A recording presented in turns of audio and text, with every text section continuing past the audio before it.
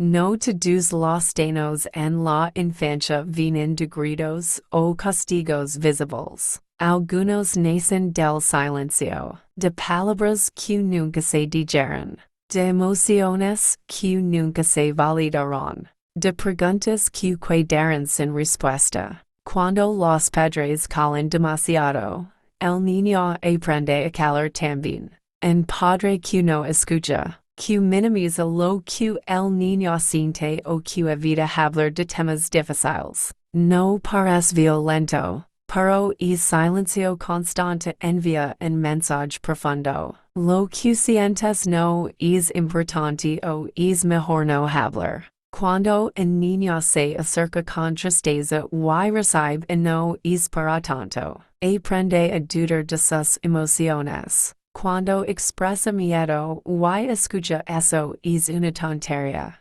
aprende a esconderlo. Y cuando nadie pregunta cómo está, aprende que sus emociones no merecen atención. Este silencio no siempre es intencional. Muchos padres callan porque no saben cómo hablar, porque nadie habló con ellos cuando eran niños o porque creen que guardar silencio es proteger. Pero para un niño, el silencio no protege, confunde. El niño empieza a enfrentar sus emociones solo, no porque sea fuerte, sino porque no encuentra espacio seguro para expresarse. Aprende a tragarse el llanto, a sonreír cuando duele y a decir estoy bien cuando no lo está. Con el tiempo, este niño se vuelve emocionalmente distante. Puede parecer tranquilo, independiente o maduro, pero en realidad está desconectado de lo que siente.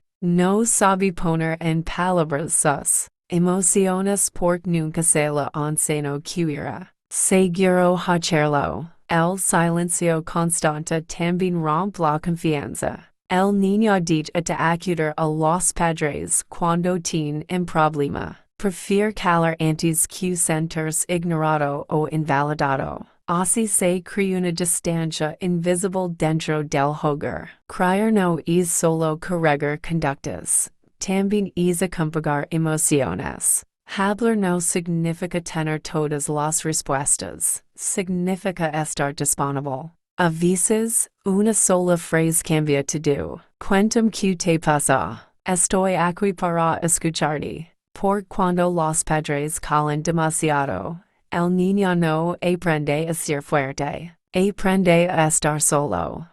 El silencio parental no se queda en la infancia. Crece con el niño. Las emociones que no pudieron expresarse no desaparecen. Se guardan, se reprimen y con el tiempo se transforman en ansiedad, enojo o vacío emocional. Un niño que no fue escuchado se convierte en un adulto que no sabe cómo expresarse. Cuando los padres evitan hablar de conflictos, el niño aprende que los problemas no se enfrentan, se esconden. Aprende que es peligroso incomodar, preguntar o expresar desacuerdo. Así nace el miedo a decir lo que se piensa y a sentir lo que se siente. Muchos niños criados en silencio desarrollan una necesidad excesiva de aprobación. Como nunca supieron si estaban bien o mal, buscan constantemente señales externas que les confirman su valor. Se vuelven complacientes, callan sus límites y aceptan lo que les duele para no perder aceptación. Otros reaccionan de forma opuesta. Acumulan emociones no expresadas y, al no saber cómo comunicarlas, explotan. Ira repentina, conductas impulsivas o aislamiento. Extremos son formas de gritar lo que nunca se pudo decir con palabras. El silencio también afecta la autoestima. El niño necesita escuchar que sus emociones son válidas, que no está exagerando, que no está solo. Cuando esto falta, comienza a creer que algo está mal en él por sentir tanto. Se juzga, se critica y aprende a desconectarse de su mundo emocional. En familias donde no se habla de sentimientos, los niños crecen sin un lenguaje emocional. No saben nombrar lo que sienten, solo saben que algo duele. Y lo que no se nombra, no se sana. Además, el silencio rompe la conexión emocional. Padres y hijos conviven, pero no se conocen realmente. No hay peleas, pero tampoco cercanía. No hay gritos, pero tampoco confianza profunda. La relación se vuelve correcta, pero vaya. Hablar no significa sobreproteger y dramatizar. Significa abrir un espacio seguro donde el niño puede ser auténtico. Donde no tenga que esconderse para ser aceptado. Porque el silencio puede parecer paz. Cuando el silencio se vuelve constante, el niño deja de intentar comunicarse. Ya no pregunta, ya no expresa, ya no insiste. Aprende que hablar no cambia nada, que sentir no tiene espacio. Así, poco a poco, comienza a callarse por dentro. Es tipo de crianza encena una lección peligrosa. Lo que sientes no importa, aunque nunca se diga en voz alta. El mensaje se repite cada vez que una emoción es ignorada, minimizada o evitada. El niño aprende a desconectarse de sí mismo para adaptarse. Con el tiempo, este niño se vuelve experto en leer a los demás, pero incapaz de entenderse a sí mismo. Sabe cuando alguien está molesto, triste o incómodo, porque aprendió a sobrevivir al silencio observando, pero no sabe qué quiere, qué necesita o qué siente realmente. En la adolescencia, esta desconexión suele manifestarse como confusión emocional, cambios de humor, sensación de vacío, dificultad para tomar decisiones o miedo intenso al rechazo. No porque el joven sea débil, sino porque nunca tuvo un espacio seguro para construirse emocionalmente. Muchos adultos que crecieron en hogares silenciosos dicen frases como, no sé qué siento, no quiero molestar, me da miedo hablar de lo que me pasa. Estas palabras nacen en la infancia, cuando expresar emociones no fue una opción. El silencio también afecta las relaciones futuras. Quien aprendió a callar, suele elegir parejas donde vuelve a sentirse invisible. Tolera el desentirse, la frialdad o la distancia emocional. Porque eso es lo que conoce. Confunde amor con ausencia de conflicto. Además, cuando nunca se aprendió a hablar de emociones, el cuerpo empieza a hacerlo. Dolores inexplicables, tensión constante, insomnio o cansancio emocional. Son formas en las que el cuerpo expresa lo que la voz no pudo. Romper es patron no es fácil, pero es posible. Todo comienza cuando un adulto decide escuchar, aunque sea tarde. Cuando se valida una emoción, cuando se abre una conversación, cuando el silencio deja de ser la norma. Porque niño que aprende a hablar. Uno de los efectos más profundos del silencio parental es que el niño empieza a sentir que su sola presencia molesta, no porque los padres lo digan directamente, sino por cada emoción ignorada, cada pregunta sin respuesta y cada necesidad no atendida refuerza la idea de que ser quien soy es un problema. Este niño aprende a hacerse pequeño, a no pedir ayuda, a no mostrar tristeza, enojo o alegría intensa. Se adopta para no incomodar. Son niños que dicen no pasa nada cuando en realidad pasa todo por dentro. Con el tiempo, este patrón se convierte en una forma de vivir. En la escuela, no levanta la mano aunque sepa la respuesta. En casa, no expresa lo que necesita. En la vida, no se permite ocupar espacio. Su miedo no es al castigo, sino al rechazo silencioso. Muchos padres creen que mientras no griten y golpeen, no están donando, pero el silencio emocional constante también higher. Porque el niño no necesita solo techo y comida, necesita ser visto, escuchado y validado. Cuando no hay palabras, el niño inventa explications. Y casi siempre se culpa a sí mismo. Piensa que no habla lo suficiente, que exagera, que no merece atención. Así nace una autoestima frágil, sostenida solo por la aprobación externa. En la adolescencia, este miedo a molestar se transforma en ansiedad social. Dificultad para poner límites y relaciones desequilibradas. El joven acepta lo que sí con tal de no ser abandonado. Confunde amor con tolerar el silencio del otro.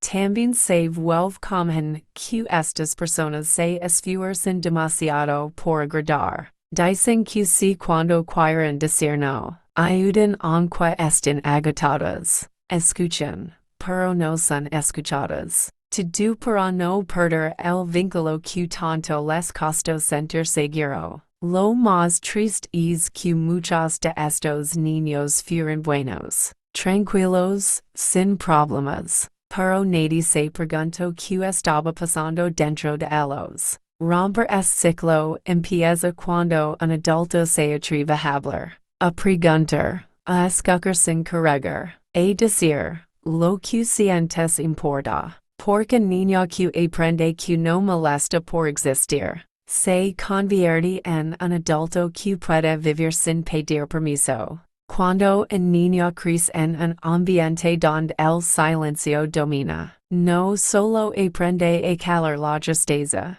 también aprende a guardar la rabia, pero la rabia no desaparece. Se queda dentro, esperando en lugar seguro para salir. Muchos niños silenciosos parecen tranquilos, obedientes y controlados, pero por dentro cargan una frustración profunda. Nunca pudieron decir esto no me gusta, esto me duele o esto es injusto. Así, la rabia se transforma en tensión interna. Con el tiempo, esta rabia reprimida puede salir de formas inesperadas. Algunos niños explotan por cosas pequeñas. Otros se vuelven agresivos consigo mismos. Se culpan, se castigan o se exigen demasiado. No por quieren, sino porque nunca aprendieron a expresar el enojo de forma sana. En la adolescencia, esta emoción acumulada puede manifestarse como rebeldia extrema o, por el contrario, como apatia total. Hay jóvenes que desafían todo, y otros que ya no sienten nada. Ambas son respuestas al mismo origen, emociones silenciadas durante años. El problema no es la rabia, el problema es no saber qué hacer con ella. Cuando nadie enseña que enojarse es humano y que se puede hablar sin ser castigado, el niño aprende que sentir enojo es peligroso. Entonces lo esconde. En la adultez, esta rabia mal gestionada afecta relaciones, trabajo y salud mental. Dificultad para manejar conflictos, explosiones emocionales repentinas, o relaciones donde se repite el silencio aprendido en casa. Muchos adultos dicen, no sé por qué reacciono así. Me enojo while luego me siento culpable. Prefiero callar antes que discutir. Estas frases nacen en hogares donde el conflicto no se hablaba, solo se evitaba. Romper este patrón implica enseñar que todas las emociones tienen derecho a existir, que el enojo no rompe el amor cuando se expresa con respeto, que hablar no es atacar, sino cuidar el vínculo. El niño que aprende a expresar su rabia, aprende también a defenderse sin destruirse. Y eso es una de las lecciones emocionales más importantes de la vida. El silencio no se rompe con grandes discursos, sino con pequeños gestos conscientes. Una pregunta sincera, una mirada atenta, una respuesta que no juzga. Para muchos niños, eso es suficiente para empezar a confiar. Romper el silencio significa estar disponibles emocionalmente. No solo escuchar cuando el niño se porta mal o tiene un problema grande, sino también cuando quiere contar algo simple, algo que para el adulto parece insignificante. Porque para el niño, eso es conexión. Muchos padres callan porque no saben qué decir, porque así los criaron, o porque creen que hablar de emociones debilita. Pero la verdad es que lo que fortalece un niño no es la ausencia de palabras, sino la presencia emocional. Cuando un padre valida una emoción diciendo, entiendo que estés triste, tiene sentido que te sientas así. El niño aprende algo fundamental.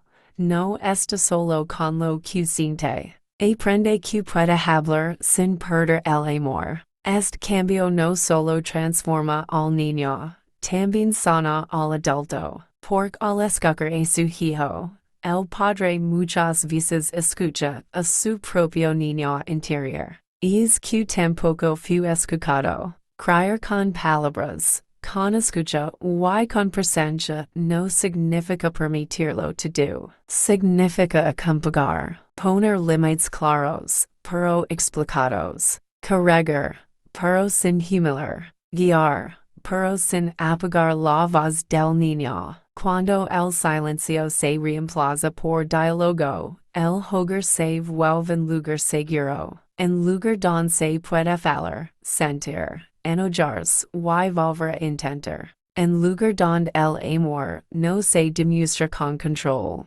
sino con comprensión. Un niño que crece siendo escuchado se convierte en un adulto que sabe expresar, poner límites y construir relaciones sanas. Porque a veces, la herida más profunda no fue lo que se dio, sino todo lo que nunca se dio.